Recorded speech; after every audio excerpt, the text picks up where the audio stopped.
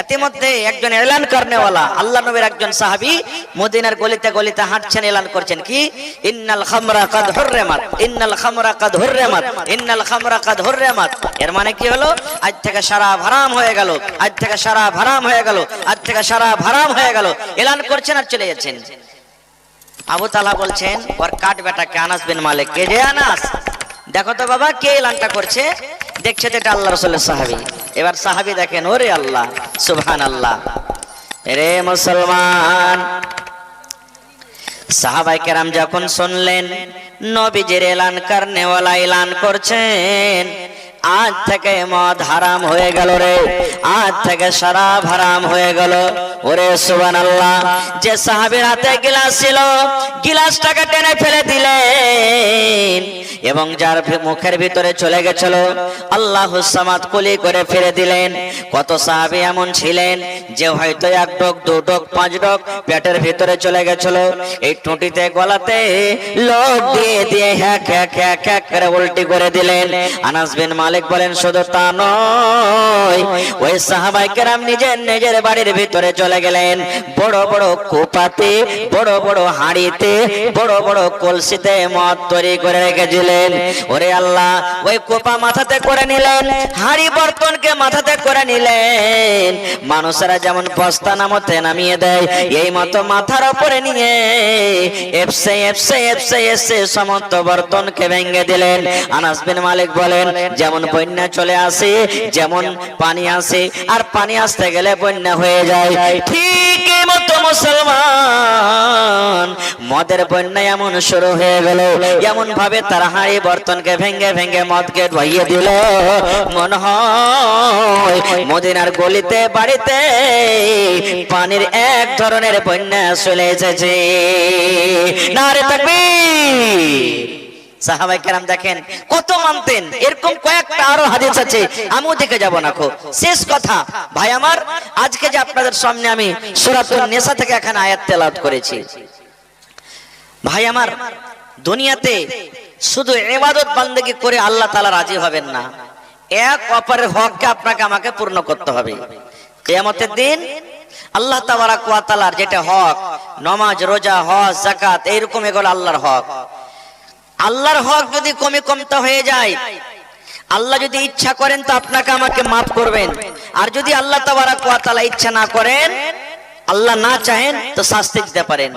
কিন্তু আমার আপনার উপরে যেটা হক রয়েছে সেই হকটা যদি আমরা পূর্ণ না করি তাহলে আল্লাহ তাবারাক ওয়া তাআলা এটা কিন্তু মাফ করবেন না। এই হকের মধ্যে একটা হক হলো কি স্বামী স্ত্রীর হক। আজকে আমরা মুসলমান বিয়ে করছি, 10 বছর 12 বছর 14 বছরকার ছেলের বয়স হয়ে গেল, বিয়ে করার জন্য তাড়াহুড়া করছি আমরা। মা বাবা 10টা টাকা পাবে, বিয়ে দিবে, ছেলের বিয়ে দিবে, লাখ 2 লাখ টাকা পাবে, ইনকাম হবে, তখন ছেলেটার বিয়ে দিয়ে দেয়। ছেলেটা নিজের স্ত্রীর ব্যাপারে কিছু জানে না, ছেলেটা ও জানে না যে আমার স্ত্রীকে খেটে কিভাবে খাওয়াইতে হবে, ছেলেটা জানে না যে আমার উপর আমার স্ত্রীর কতটুকু হক, স্বামী স্ত্রীতে কিভাবে চলাচল করতে হবে, একটুকু ছেলেটা জানে না। এবার ছেলেটার বিয়ে দিয়ে দিলে, যদি কষা চিপেন তো মনে হয় এখনো দুধ বের হবে, লাগতে পুটাবো লটকিছে, সাই সুই করছে, এরকম ছোট ছোট ছেলের আমরা বিয়ে দিয়ে দিই। মা বাবা মানে বেটির বাবা কি মনে করে, আরে এই এলাকার মধ্যে হলো স্যাটের বেটা, ওইটা আরে মেম্বারের বেটা, জমিদারের বেটা, ওর বাবার খুব বড় লাভা মার্কেটে দোকান আছে, যদি ওর বেটাটাকে যদি জামাই করতে পায় তা আমার বেটিটা সুখে কাটবে। বয়স 11 বছর 12 বছর হলো, ঝামেলা শেষ হয়ে যাবে, চল বিয়ে দিয়ে দি। এবার ও তখন বেটিটা বিয়ে দিয়ে দিলে, ফলে কি হয়েছে 2 মাস 4 মাস 6 মাস পর তখন বেটি বলছে আব্বাজি আমি আর ওই বাড়িতে ভাত খেতে পারবো না। কেন পারবি না? বলছে তোর জামাই আমাকে ভালোবাসে না, আদর করে না। আদর করবে কেমন করে? ও তো আদরই জানে না আদর কি জিনিস হয়, আদর কাকে বলে, আদরই তো জানে না, তা আদর করবে কেমন করে? এই জন্য বেটার বাপ হোক কিংবা বেটির বাপ হোক, আপনি আপনার ছেলে মেয়েকে তালিম দেন, দ্বীনি শিক্ষা দেন, মাদ্রাসাতে দেন, মাকতাবে দেন, স্কুলে দেন, ভালো জায়গাতে পড়ালেখা করতে দেন। যখন আপনার ছেলে মেয়েরা যখন জানবে যে আমি বিয়ে করার পর স্ত্রীর পরে আমার কতটুকু হক, স্ত্রী জানবে যে আমার উপরে আমার স্বামীর কতটুকু হক, জানবে তারপরে বিয়ে দেন। আল্লাহর রহমতে আগেকার জামানাতে একটা গ্রামে একজন মাওলানা বিভিন্ন জায়গা থেকে মানুষরা এসে ইলম শিখতেন। এখন আল্লাহর রহমতে প্রত্যেক গ্রামে গ্রামে একটা দুটা করে মাদ্রাসা। আমার শেখে মহতারাম সভাপতি সাহেব বলছিলেন, মাওলানা আমাদের এলাকাতে কোনো এমন গ্রাম নেই যে কমপক্ষে একটা তো দূরের কথা বেশিরভাগ দুটা তিনটা করে মাদ্রাসা আছে। মাদ্রাসা করেছেন ভালো কথা, কিন্তু মাদ্রাসাকে চালান। মেলাই মানুষ কি করি আমরা জানেন, গ্রামে একটা জুমা মসজিদ আছে, আমার আপনার কোনো ঝামেলা হয়ে গেল, যাবো না বে ওর বাড়ির পাঞ্জরে জুমা মসজিদ আছে, যাবো না নামাজ পড়তে, আলাদা করে জুমা মসজিদ কায়েম কর, হয়ে গেল জুমা মসজিদ আলাদা।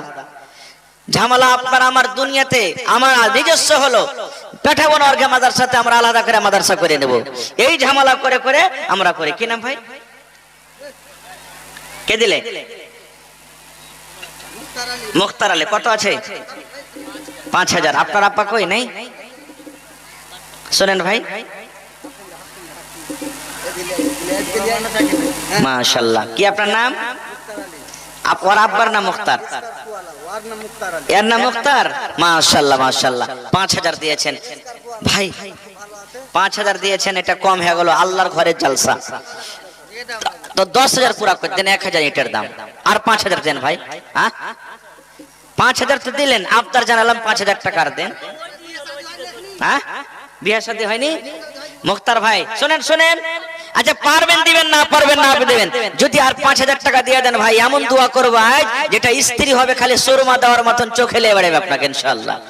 হ্যাঁ আপনি দিয়ে দেন ভাই, একবার আল্লাহর দরবারে এতটি লোক নিয়ে আপনার জন্য দোয়া করবো ইনশাআল্লাহ। পরে দোয়া করছি। তো আমরা হক জানি না, বুঝি না। হিন্দুস্তানের আইন, হিন্দুস্তানের কানুন, 18 বছর কার আগে বেটির বিয়ে দিতে পারবেন না, হবে না খো, নাকি বলো না? আর বেটা ছেলের বিয়ে 21 বছর। ইমাম সাহেব কিন্তু বেচারি বুঝতে পারে না, 15 বছর হয়তো ওকে কি করতে হবে, লিখতে হবে যেটা লেখার। ওর বেচারি ছুটকারে নাই, কি করবে, মজবুর আছে। কিন্তু ওইটা আমাকে আপনাকে দেখতে হবে। আল্লাহ রাসূলের জামানার একটা ঘটনা আপনাদের সামনে বলছি, সহিহ হাদিস। এক বাপ নিজের বেটির বিয়ে দিবে, মায়েরা খেলার আপনারাও শুনেন, বাপ নিজের বেটির বিয়ে দিবে, বেটি বলছে আব্বা আমি বিয়ে করব না খো, আমি বিয়ে করব না খো।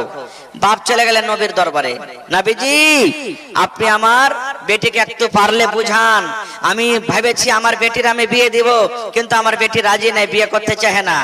নবীজি বললেন তোমার বেটিকে এনেছো? বলছে না। বলছে যাও তোমার বেটিকে নিয়ে এসো। পরের দিন বেটিকে নিয়ে চলে গেলেন। এবার নবীজি ওকে বলছেন, রে আল্লাহর বান্দি, তোমার আব্বা জান তোমার বিয়ে দিবে, তুমি ইনকার করছো, কারণটা কি রে মা? এবার সে বেটি ছেলে কি বলছেন, আল্লাহর নবী গো, বাপ আমার বিয়ে দিবে নবী গো, আমার জন্য হয়তো একটা ছেলে দেখেছেন বা দেখবেন, তার আগে আমি একটা প্রশ্ন করি, একটা জিনিস জানতে চাই। কি দেখেন? বলছেন নবী গো আমি এটা জিনিস জানতে চাই, যখন আমার বিয়ে হয়ে যাবে, আমি যখন শ্বশুরের বাড়িতে চলে যাব, যে আমার স্বামী হবে, যে আমার পুরুষ হবে, আমার উপরে কতটুকু হক রয়েছে গো নবীজি আমি জানি না। আমার স্বামীর কতটুকু হক আদায় করতে হবে আমাকে, আমার শাশুড়ির খেদমত কিভাবে করতে হবে, শ্বশুরের খেদমত কিভাবে করতে হবে, আমি কেমন ব্যবহার করব আমার স্বামীর সাথে, যে আমার স্বামী আমার উপরে খুশি হবে, রাজি হবে, আমার উপরে আমার স্বামীর কতটুকু হক রয়েছে নবী গো, দয়া করে আপনি জানিয়ে দেন, কারণ আমি জানি না যে আমার উপরে আমার স্বামীর কতটুকু হক রয়েছে। কেমন প্রশ্ন নবীজি, আমি জানি না আমার উপরে আমার স্বামী যেটা হবে কতটুকু হক রয়েছে, একটু আমাকে জানিয়ে দেন। আমার মায়েরা খালারা শোনেন, এইবারে নবীজি কি বললেন শোনেন। নবীজি শুধু ওই বেটি ছেলেকে বলেননি, নবীজি শুধু ওই মহিলাকে বলেননি, ওইটা হাদিস হওয়ার জন্য শুধু নয়, কিয়ামত পর্যন্ত যত নারী যত মহিলারা দুনিয়াতে আসবেন সমস্ত নারীদের জন্য এটা হাদিস, সমস্ত নারীদের জন্য এটা ফরমান। এই পেন্ডালের ভিতরে যত আমার মা খালা দিদি বোনেরা আছেন, বোনেরা শোন, নবী আমার কি বললেন, মহিলারে তোমার উপরে তোমার স্বামীর অতটুকু হক রয়েছে রে আল্লাহর বান্দি, তোমার উপরে তোমার স্বামীর অতটুকু হক রয়েছে। কতটুকু হক রয়েছে?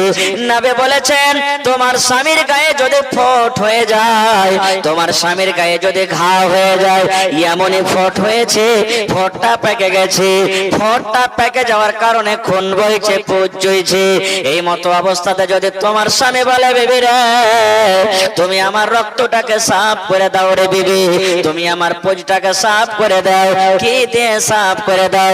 তুলা দিয়ে সাফ করতে হবে না, পানি দিয়ে সাফ করতে হবে না, কাপড় দিয়ে সাফ করতে হবে না, বিবি রে আল্লাহ রাব্বুল আমিন তোমাকে জিভা দিয়েছে, জিভা দিয়ে চেটে চেটে চেটে তুমি সাফ করে দাও। দয়ার নবী বললেন, মহিলা যদি তোমার স্বামী তোমাকে বলে, বিবি রে আমার রক্তকে তুমি জিভে দিয়ে চেটে চেটে সাফ করে দাও, তুমি আমার ঘাটাকে চেটে চেটে সাফ করে দাও, নবী আমার বলেছেন, যদি তোমার স্বামী এতক্ষণে কাজের আদেশ করে আর তুমি তোমার স্বামীর রক্তকে জিভে দিয়ে চেটে চেটে সাফ করে দাও, তাও নিজের স্বামীর হক আদায় হবে না রে, নিজের স্বামীর হক আদায় হবে না। এতখানি একটা স্ত্রীর পর একটা স্বামীর হক যদি বলে, এটা মনে করিয়েন না যে তাহলে বলে দিব। নবী বলেন, যদি বলে একটা পুরুষ যে তুমি আমার ঘাটাকে সাফ করে দাও, আর তুমি যদি সাফও করে দাও, এতখানি তোমার উপরে হক যে তুমি স্বামীর হক আদায় করতে পারবে না। এবারে কতটুকু হক, এই জিনিসটা আমরা কোথায় শিখবো, কেমন করে জানবো? শুধু তা নয়, আল্লাহ রাসূল সাল্লাল্লাহু আলাইহি ওয়াসাল্লাম বলেছেন, হে মহিলা তোমরা শোনো, তোমার স্বামী যখন হাট থেকে বাড়িতে আসবে, তোমার স্বামী যখন মাঠ থেকে বাড়িতে আসবে, তোমার স্বামী যখন দোকান থেকে বাড়িতে আসবে, তোমার স্বামী স্কুল মাদ্রাসা থেকে যখন বাড়িতে আসবে, নবী আমার বলেছেন, মহিলা তুমি বাড়ির কামে কাজে রান্না বান্নাতে ব্যস্ত আছো, হয়তো তুমি তরকারি রান্না বান্না করছো, কিংবা ভাত রান্না বান্না করছো, কিংবা রুটি তুমি তৈরি করছো, এমন টাইমে তোমার স্বামী বাড়িতে ঢোকে, তুমি হাত বাড়িয়ে দিয়েছো রুটি ওঠার জন্য, রুটি তোমার হয়ে গেছে, খোলাতে রুটি আছে, রুটিটা তুমি হাত বাড়িয়ে দিয়েছো, এখন তুলে নিবে, এই মতো অবস্থা যদি তোমার স্বামী তোমাকে ডাক দেয়, বিবি রে এক গ্লাস তুমি পানি দাও রে বিবি, বিবি রে তুমি আমাকে তাড়াতাড়ি করে খেতে দাও, কিংবা বিবি রে তুমি আমার পাঞ্জরে এসো, কিংবা বিবি রে তুমি আমার পাঞ্জরে এসো, ঘরে তুমি এসো, নবী আমার বলেছেন, মহিলা যদি তুমি হাত বাড়িয়ে দিয়েছো রুটি উঠার জন্য, এখনো কিন্তু তুমি রুটিটা উঠাতে পারোনি, হাতটা বাড়িয়ে দিয়েছো, নবী আমার বলেছেন, মহিলা তুমি রুটি ছেড়ে দাও, তোমার রুটি জ্বলে যায়, তোমার তরকারি জ্বলে যায়, তোমার ভাত পুড়ে যায়, তাড়াতাড়ি করে তোমার স্বামীর কাছে তুমি চলে যাও। এই কথা তুমি বলতে পাবে না, স্বামীকে 10 মিনিট দাঁড়ান, স্বামীকে 5 মিনিট দাঁড়ান, না হলে তরকারি জ্বলে যাবে, রুটি জ্বলে যাবে, ভাত জ্বলে যাবে, ভাত পুড়ে যাবে। নবী আমার বলেছেন, তোমার উপরে তোমার স্বামীর এতটুকু হক রয়েছে, মহিলা তোমার রুটি জ্বলে যায়, পুড়ে যায়, তাড়াতাড়ি করে তুমি স্বামীর কাছে তুমি চলে যাও। নারে তাকবীর, আল্লাহুস সামাদ। এখনকার মানুষেরা বলে, বেটি ছেলেকে পড়িয়ে কি হবে রে, ই তো পরের বাড়িতে যাবে, ছাই তুলবে, গোবর তুলবে, ঘোঁটা তুলবে, থালি বার্তন মাঞ্জা মাঞ্জি করবে, পড়িয়ে কি হবে? পড়িয়ে যদি কি হয়, বিয়ে করে যখন নিয়ে আসবেন বাড়িতে না, 1 লাখ টাকা মাস ইনকাম করবেন। বেটি ছেলে যদি আপনার হুঁশিয়ার না হয়, স্ত্রীটা যদি নেককার না হয়, পড়ালেখা না হয়, জীবনে স্ত্রী কিলে সুখ পাবেন না, জীবনে হবে না। কতটুকু আরো হক জানেন? আল্লাহ রাসূলের জামানাতে একটা ঘটনা ঘটেছে। কি ঘটনা? আজকে যখন আমাদের স্বামী স্ত্রীর মাঝে গোলমাল হয়, ঝগড়া হয়, প্রথমে মোড়লের কাছে যাই নাকি, মোড়ল যে বিচার করে দেন, মুখিয়ার কাছে যায়, সরপঞ্চের কাছে যায়, না হলে তা থানা জিন্দাবাদ আছে, মরার বেটাকে জেল ঘর খাইয়ে ছাড়বো, এই মরার বেটাকে লাল ঘর দেখিয়ে ছাড়বো, একবার এটা জিন্দাবাদ আছে। আর কত হয়ে যাচ্ছে। আল্লাহ রাসূলের জামানাতে নবীর দরবারটা হলো সবথেকে বড় আদালত। সাহাবায়ে কেরাম বসে আছেন, আপনারা যেমন জালসা শুনছেন, সাহাবায়ে কেরামের জামাত নবীর দরবারে বসে আছেন। আর একজন মহিলা একজন বেটি ছেলে নিজের স্বামীর উপরে কেস করতে চলে গেছেন, নিজের স্বামীর উপরে শিকায়ত নিয়ে চলে গেছেন, নিজের স্বামীর শিকায়ত নিয়ে চলে গেছেন। কি শিকায়ত? এখনকার মা খালারা কি শিকায়ত করবে? মন্ডল জি, মৌলানা জি, ইমাম সাহেব জি, আমার স্বামী আমাকে সাবুন দেয় না, আমাকে কাপড় দেন, আমাকে এই দেন, আমাকে ওই দেন, এরকম শিকায়ত। কিন্তু সেই মহিলা কেমন শিকায়ত করছেন জানেন? নবীর দরবারে একবারে সুন্দরভাবে কাপড় ধরে পিন্দে পর্দাশীল হয়ে চলে গেছেন। আর নবীর দরবারে যদি যাইছেন দেখছেন তার স্বামী কিন্তু, ওর স্বামীর নাম হলো সাফওয়ান বিন মুআত্তাল রাদিয়াল্লাহু তাআলা আনহু। ওই মায়া লোকের স্বামীর নাম কি? মহিলার স্বামীর নাম সাফওয়ান। নবীর পাঞ্জরে কিন্তু বসে আছেন। আপনারা একটা প্রশ্ন করছে ছোট্ট করে, দু পার্টিতে যদি লড়াই ঝগড়া হয় একই সাথে থানাতে কেস করতে যাবে না আলাদা আলাদা টাইমে যাবে? বলেন, জোরে বলেন। একসাথে থানাতে কেস করতে যাবে না আলাদা আলাদা টাইমে যাবে? আলাদা আলাদা টাইমে যাবে। এবার মহিলা বলছেন, আল্লাহ আমি আমার স্বামীর শিকায়ত নিয়ে এসেছি, আর নবীর দরবারে আমার স্বামী বসে আছেন, কেমন করে স্বামীর শিকায়ত করব? তাও বলছেন না, শিকায়ত করতে যখন এসেছি তো আমি শিকায়ত করব। কি? এবার সে মহিলা বললেন, আল্লাহ নবী গো, সাফওয়ান বিন মুআত্তাল আমার স্বামী এই যে আপনার পাঞ্জরে বসে আছেন। এই নওজওয়ান যুবক শুনেন, এ মায়েরা খালারা শুনেন, কি বলছেন মহিলা? আল্লাহ নবী গো, সাফওয়ান বিন মুআত্তাল আমার স্বামী এই যে আপনার পাঞ্জরে বসে আছেন নবী গো, আমি আমার স্বামীর উপরে 3 খানা শিকায়ত নিয়ে এসেছি।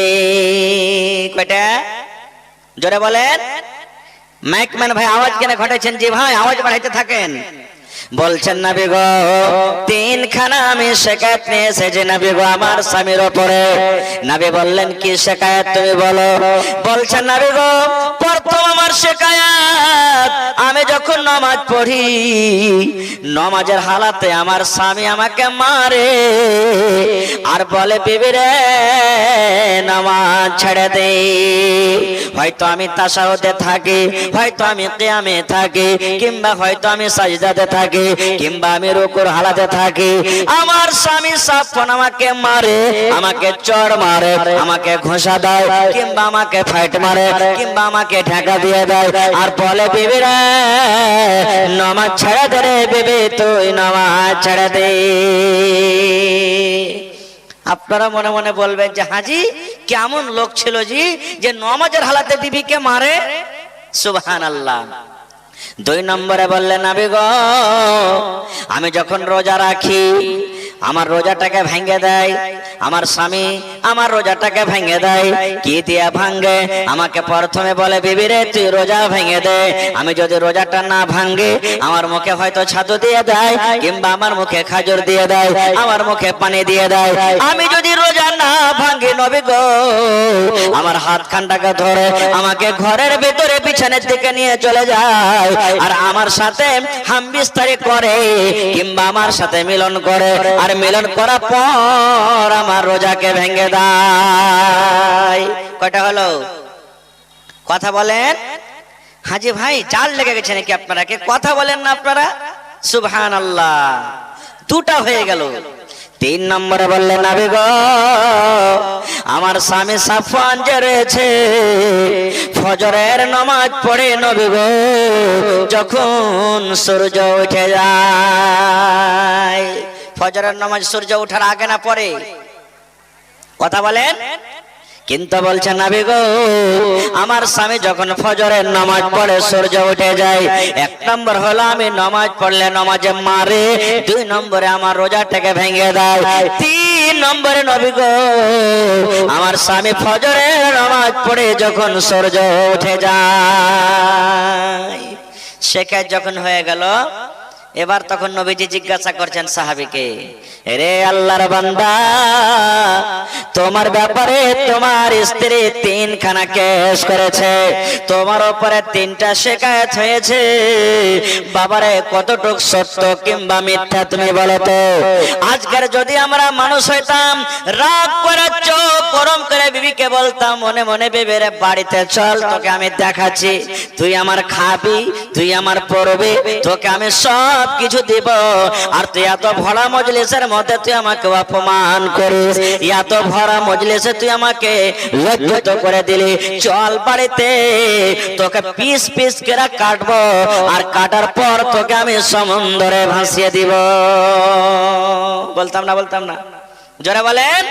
আহা, কিন্তু হায়রে সাহাবী, যার সিনাতে কোরআন, যার সিনাতে আল্লাহর ভয়, যে নবীর মহব্বত প্রেম ভালোবাসা নিয়ে ঘোরেন, এবার সাহাবী মনে মনে বলছেন, আজকে যদি আমি মিথ্যা কথা বলে দিই, না নবীজি আমি তাকে মারি না, আমি তার রোজাকে ভাঙ্গি না, সূর্য ওঠার আগে আমি নামাজ পড়ে নি, আজকে যদি মিথ্যা কথা বলে আমি নবীর সামনে যদি পার হয়ে যাই, কিন্তু কিয়ামতের দিন আল্লাহ রাব্বুল আলামিনের দরবারে আমি পার হতে পারবো না। কারণ আল্লাহর কোরআন বলছেন, আল ইয়াউমা নাখতিমু আলা আফওয়াহিহিম ওয়া তুকাল্লিমুনা আইদিহিম ওয়া তাশহাদু আরজুলুহুম বিমা কানু ইয়াকসিবুন। আল্লাহ রাব্বুল আলামিন কোরআনে বলেন, সেই সাহাবী মনে মনে বলছেন, আল্লাহ যেদিন কিয়ামত হবে, ওই কিয়ামতের দিন আল্লাহ রাব্বুল আলামিন মানুষের মুখে মোহর লাগিয়ে দিবেন, মানুষের মুখে মোহর লাগাম লাগিয়ে দিবেন, মানুষ মুখে কথা বলতে পারবে না, আল্লাহ হাতকে বলবে, হাত রে তুই কথা বল, হাত পট পট পট পট করে কথা বলতে লাগবে, পায়ে কাওয়া দিয়ে দিবে, বিমা কানু ইয়াকসিবুন, দুনিয়াতে আমরা যা কিছু করব। নারে তাকবীর। আল্লাহ যদি মুখকে বন্ধ করে দেয়, তো হাত কথা বলতে পারবে না, পারবে না? জোরে বলেন, আরো জোরে বলেন। পারবে। আপনারা জানেন, ইব্রাহিম নবীকে যখন আগুনে ফেললেন, সবে শুনেছেন ঘটনাটা, কোরআনের কথা। ইব্রাহিম নবীকে যখন আগুনে ফেলেন, ফেরেশতারা এসে বলেন, এই ইব্রাহিম, একবার আপনি আদেশ দিয়ে দেন, এক সঙ্গে সমস্ত আগুনকে নিভিয়ে দিব। কিন্তু ইব্রাহিম নবী কি বলেছিলেন, এরা ফেরেশতার দল, তোমাদের সাহায্যের দরকার নাই রে, তোমাদের মদদের দরকার নাই, কারণ আগুনের মালিক আমার মালিক, তোমাদের মালিক যে আল্লাহ, নিজে আল্লাহ রাব্বুল আলামিন সাহায্য করবেন। আল্লাহ আরশ থেকে আগুনকে ডাকতে বলছেন, ইয়া নার, হে আগুন, কোনি তুমি ঠান্ডা হয়ে যাও রে, তুমি ঠান্ডা হয়ে যাও, তুমি সালামতি হয়ে যাও, যেন আমার ইব্রাহিমের শরীরের একটা রোয়া পর্যন্ত না জ্বলে। আগুন সেরে জ্বলানো শুনেনি? জোরে বলে। ইব্রাহিম নবী কি পুড়েছিলেন? কত কত ঘটনা আছে এরকম ভাই আমার। তাহলে সেই সাহাবী বলছেন, আল্লাহ আজকে যদি নবীর দরবারে আমি মিথ্যা কথা বলি, তাহলে কিয়ামতের দিন আমি বাঁচতে পারবো না। এইবারে সেই সাহাবী তখন বলছেন, সাফওয়ান রাদিয়াল্লাহু তাআলা আনহু, নবীজি আমার স্ত্রী আমার ব্যাপারে যা বলেছেন সত্য বলেছেন, নামাজের হালাতে আমি মারি, আমার বেবির রোজাকে আমি ভেঙে দিই। 3 নম্বর নবী গো, আমি ফজরের নামাজ পড়ে যখন সূর্য উঠে যায়, আমার বেবি আমার ব্যাপারে যা বলেছেন নবী গো সত্য বলেছেন। এইবারে নবী তখন বলছেন, আরে বাবা, নামাজ তো আল্লাহর ইবাদত, তো নামাজের হাতে তুমি কেন মারো, কারণটা কি?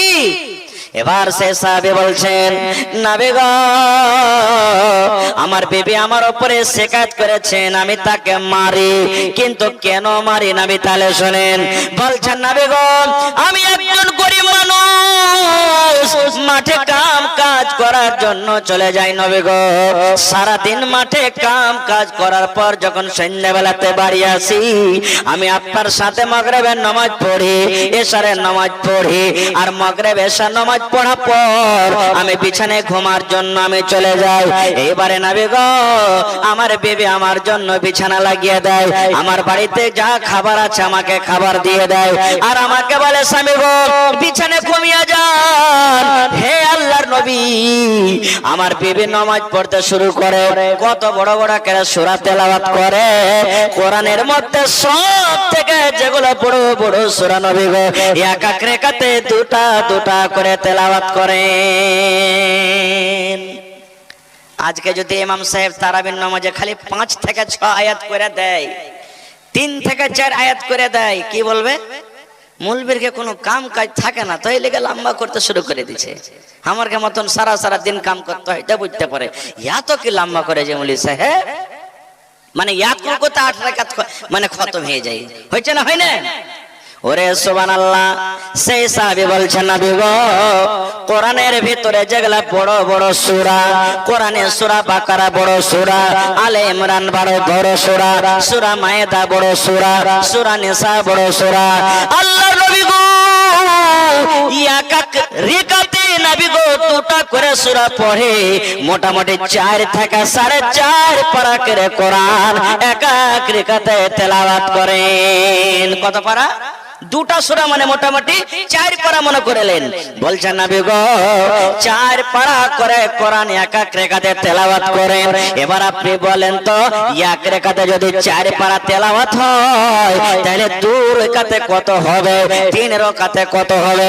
4 রাকাত নামাজ পড়তে পড়তে নবী গো কোনদিন ফজর হয়ে যায়, কোনদিন মুয়াজ্জিন সাহেব আসসালাতু খায়রুম মিনান নাওম ফজরের আজান দিয়ে দেয়। এবার কিন্তু আমার খাস্তানা হয়ে থাকে, আমি ক্লান্ত হয়ে থাকি, আমার সারা দিন কাম কাজ করার পর কিন্তু আমার বিছানায় ঘুম আসে না। এই দেখেন আল্লাহ কোরআন বলেছেন তোমার বিবি তোমার জন্য আরাম রে, তোমার বিবি তোমার জন্য সুকুন। বলছেন নবী গো বিছানায় কিন্তু আমার ঘুম আসে না। আমি আমার বিবিকে একদিন বললাম বিবি রে নামাজ তুমি ছোট ছোট ছোট ছোট করে পড়ো রে বিবি, আর তাড়াতাড়ি করে তুমি আমার বিছানায় চলে এসো। কিন্তু আমার কথা মানে না। আমি একদিন বললাম, 2 দিন বললাম, 3 দিন বললাম, আল্লাহ নবী গো আমার বিছানায় ঘুম আসে না। বিবিকে আমি তখন নামাজের হালাতে মারি আর বলি বিবি রে এত লম্বা লম্বা করে নামাজ পড়তে হবে না রে বিবি, তুমি আমার বিছানা খানে এসো, আমার পাঞ্জরে তুমি একটু ঘুমাও, আমার মাথাটা তুমি একটু দেবে দাও, আমার গা হাতে একটু তেল দিয়ে দাও। বিবি রে তুমি আমার বিছানাতে এসো, এত লম্বা লম্বা করে তোমাকে তেলাওয়াত করতে হবে না। নামাজ লম্বা করে পড়ে আমার বিছানায় আসে না নবীজি, এর জন্য আমি তাকে মারি। এখানে একটা প্রশ্ন করছি, সুবহানাল্লাহ, সাফওয়ান বিন মুআত্তাল রাদিয়াল্লাহু তাআলা নবীকে কেন মারতেন? কথা বলেন।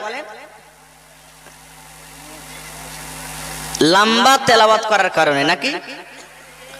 বড় বড় করে তেলাওয়াত করতেন, লম্বা লম্বা করে সূরা পড়তেন নামাজে, এই জন্য।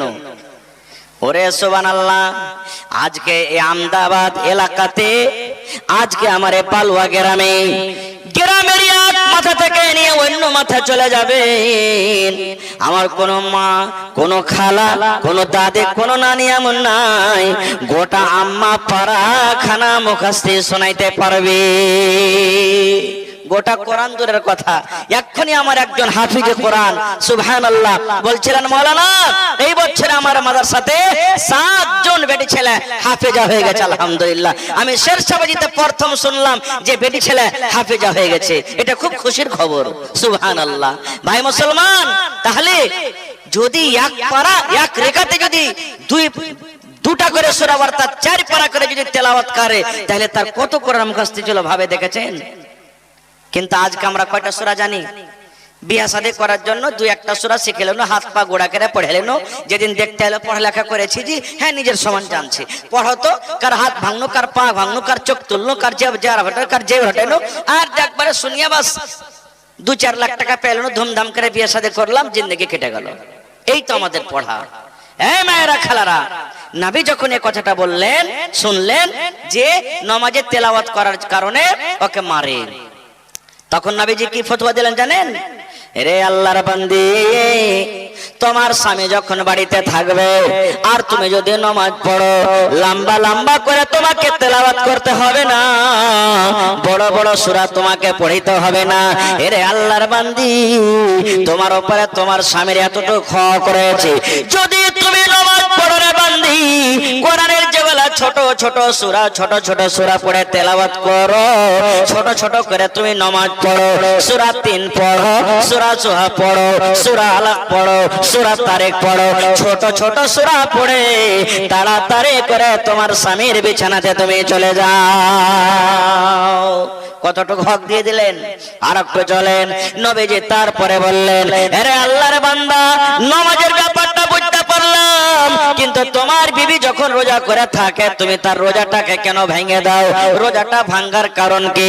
এবার সে সাহাবী বলছে, নবী গো, এই জন্য আমি রোজাটাকে ভেঙে দিই নবী গো, আমি একটা গরিব মানুষ, মাঠে কামে কাজে চলে যাই, আমার বিবি যে বাড়িতে থাকে 12 মাসের মধ্যে 1 মাস রোজার মাস, 1 মাস রোজা ছাড়ে না, রোজা রেখে যায়। কিন্তু নবী গো, আরো যে রমজানের পর 11 মাস বাঁচে, 11 মাসের মধ্যে যেগুলা পাক অবস্থাতে যতদিন আমার বিবি পায়, রোজা ছাড়ে না নবী গো, রোজা চালিয়ে যায়, রোজা চালিয়ে যায়, রোজা রেখে যায়, অন্য দিনে নফল রোজা রাখে। আমি যেদিন বাহিরে থাকি, যেদিন আমি মাঠে কাম কাজে করতে চলে যাই, সেদিন রোজা রাখে, কোনো কথা নাই, কিন্তু যেদিন আমি বাড়িতে থাকি আমার বিবি সেদিনও রোজা রাখে। আমি সেদিন বিবিকে বলে, বিবি রে, আজকে আমি বাড়িতে আছি, তুমি নফল রোজা রাখিও না, তুমি রোজাটাকে ভেঙে দাও, আজকে আমি বাড়িতে আছি বিবি রে, দয়া করে তুমি রোজাটাকে ছেড়ে দাও। আল্লাহর নবী গো, আমি বলি তবু আমার বিবি আমার কথা মানে না, শুনে না, রোজা কিন্তু রেখে যায়, আমার বিবি রোজা রাখে। আমি তখন নবী গো, আমার বিবির উপরে যে হক করেছে আপনি জানেন, আনা শাবুন, আমি একটা যুবক মানুষ, আমি একটা নওজওয়ান মানুষ, বিবিকে দেখার পর নিজের যৌবন কালকে আমি থামতে না পারে, আমি বিবির রোজাটাকে ভেঙে দিই। আমার কথা যখন আমার বিবি না মানে, কখন আমি তার রোজাটাকে ভেঙে দিই, কখন খাজর দিয়ে ভেঙে দিই, কখন পানি দিয়ে ভেঙে দিই। যদি নাও মানে নবী গো, আমি তার সাথে সহবাস করে তার রোজাটাকে আমি ভেঙে দিই। এইবারে নবীজি কি দিয়ে দিলেন দেখেন, এই আল্লাহ ওলি মহিলা শুনেন, নবী বললেন, মহিলারা, যখন তোমার স্বামীরা বাড়িতে থাকবে আর তুমি যদি নফল রোজা করতে চাও, মুহররমের রোজা যদি তুমি করতে চাও, তুমি শাওয়ালের যদি রোজা করতে চাও, শাবানের রোজা যদি তুমি করতে চাও, শাবান মাসে যদি রোজা করতে চাও, প্রত্যেক মাসে মাসে 2-3টা করে রোজা যদি করতে চাও, কিংবা রমজান মাসে তোমার রোজা ছুটে গেছে রে মহিলা, ওই রোজা কোটা তুমি অন্য মাসে পূর্ণ করতে চাও, আর তোমার স্বামী বাড়িতে আছে, তোমার স্বামীর কাছে তুমি পারমিশন নিয়ে নাও, তোমার স্বামীর কাছে তুমি অনুমতি নিয়ে নাও। যদি তোমার স্বামী তোমাকে অনুমতি দেয় তুমি রোজাটা রাখো, আর যদি তোমার স্বামী বলে, বিবি রে, তুমি একদিন রোজা রাখছো না, 2 দিন পর রোজাটা রাখছো, কিংবা 3 দিন পর রোজাটা রাখছো, যদি তোমার স্বামী তোমাকে নিষেধ করে, তাহলে তুমি 2 দিন 1 দিন পর তুমি রোজাটা রাখবে। নারে তাকবীর! কে বুঝলাম যে নফল ইবাদত, নফল রোজা থেকে স্বামীর হক আল্লাহ রাসূল সাল্লাল্লাহু আলাইহি ওয়াসাল্লাম বাড়িয়ে দিলেন। কিন্তু এখনকার মা খালার অবস্থা কি জানেন? খালি যদি পুরুষ কুণ্ঠি থেকে আইসে খালি একটু বলে যে, হালেমার মা 1 গ্লাস পানি গালা দাও তো, জি হয়ে গেল। এমন করে আছে লেকেরা বলবে, রে ভাই, মিনসা হদমা কাহেকার, তুমি পানি টালিয়ে খাইতে পারবে না, তোমার চোখ নাই, তুমি দেখতে পাও না যে আমি এখানটা কাম করছি, তুমি যাও পানি টালিয়ে খেয়ে লাগা যাও। এমন ঘোঁচা মেরা বলবে যে ওর সারা দিনকে আর পিপাসা যা লেগেছিল সব এমনি ঠান্ডা হয়ে গেল। হলো না ভাই? আল্লাহুস সামাদ। এইবারে মায়েরা খালারা বলবে, মানে টাইম শেষ, ইচ্ছা ছিল যে আপনাকে একটু ভালো করে আমি কিছু শোনাবো, কিন্তু টাইম দেখছি খুব চটচট করে পালাইছে। মা খালারা বলবে, হাজি মাওলানা, পুরুষরা কি একবারে গাছের গোটা নাকি? ওরা পুরুষ হয়ে গেল, তার লেগে ওর কি সবকিছু মানতে হবে, শুনতে হবে? ওয়ার্গে পরে কি আমার কি কোনো হক নাই, কোনো দাবি ধাক্কা নাই? আছে না নাই ভাই বলেন তো আপনারা? জোরে বলেন, আছে না নাই? আরে মুর্শিদা মানুষেরা একটু গন গন গন করে কথা বলতো, আপনারা কেমন করে বলছেন? পুরুষের উপরে বিবির হক আছে না নেই? আছে। আছে তো যারা যারা টাকা নিয়েছেন 2 লাখ টাকা করে কিনা ভরে যে 1 লাখ টাকা দিয়ে দেন, ওরাকে হক আছে না? আপনি যেমন হক রেখেছেন যে আমি 2 লাখ টাকা নিয়েছি, এটা আমার বিবি, বিয়ে করে এনেছেন, তো ও তো হক রাখে কমসে কম হাফি করে দিয়ে দেন ওকে। হাঁপাহাঁপি কিরকম সকম দিয়ে দিন, তাহলে তো আহা তার বেলাতে লয়। আল্লাহ নবীর জামানাতে একজন সাহাবী নবীকে প্রশ্ন করে দিলেন, আল্লাহর নবী গো, আমরা পুরুষ মানুষ, আমাদের ঘরে যে নারী আছে, আমাদের ঘরে যে বিবি আছে নবী গো, আমাদের উপরে আমাদের বিবিদের হক কতটুকু রয়েছে নবী গো, একটু বলে দেন। আমাদের স্ত্রীরা বাড়িতে আছে, আমাদের নারীরা বাড়িতে আছে, আমরা পুরুষ মানুষ, আমাদের উপরে আমাদের বিবিদের হক কতটুকু রয়েছে বলে দেন। নবীকে প্রশ্ন করে দিলেন। কোনদিন জিজ্ঞাসা করেছেন কোন মৌলানাকে, হাজি মৌলানা বিয়ে করে তাই এনেছি, তো বিবির হক কতটুকু করবো যে আদায় হবে? কোনদিন জিজ্ঞাসা করেছেন? কিচ্ছু আমরা করি না গো। মাঝে মাঝে বিবিকে ঘোঁচা দিতে থাকি, আরে ওই আমারকে গ্রামের ওই ভদলা ছোড়া আর শ্বশুর কাছে একটা মোবাইল পেয়েছে, কখন তুই বাপের বাড়ি থেকে মোবাইলটা আনবি? রে ওই পটল ছোড়াকে দেখতো, সিকটা মিকটা হয়েছে, ওর শ্বশুরের কাছ থেকে ও একবারে বড় ধরনের একটা গদরেজ পেয়েছে, কখন তুই আনবি? এরকম মাঝে মাঝে আমরা ঘোঁচা মারতে থাকবো, কিন্তু নিজে কিছু শিখতে হবে এটা আমরা জানি না। একজন সাহাবী বলছেন, নবীজি আমাদের উপরে বিবিদের কতটুকু হক একটু দয়া করে বলেন। এবার নবী আমার বললেন, হে আল্লাহর বান্দারে তোমরা শোনো, নবীজি শুধু সে সাহাবীকে বলেননি, নবীজি তাকে বলেছেন, আমাকে বলেছেন, আমার সভাপতি সাহেবকে বলেছেন, স্টেজে যত লোক আছে বলেছেন, আপনারও বলেছেন, কিয়ামত পর্যন্ত যত পুরুষ আসবেন যারা বিয়ে করবেন সমস্ত পুরুষকে আল্লাহ রাসূল বলেছেন। কি বলেছেন? নবী বলেছেন, হে পুরুষের দল, তোমাদের উপরে তোমাদের বিবির 4খানা হক রয়েছে। কত কত হক? এই হাদিসে 4টারই কথা বলা হয়েছে, জন্য 4টা বলছি, কিন্তু এর এলাও আরো বড় বড় হক আছে। যদি আল্লাহ হায়াত রাখে ইনশাআল্লাহ আমি কোনোদিন বলবো।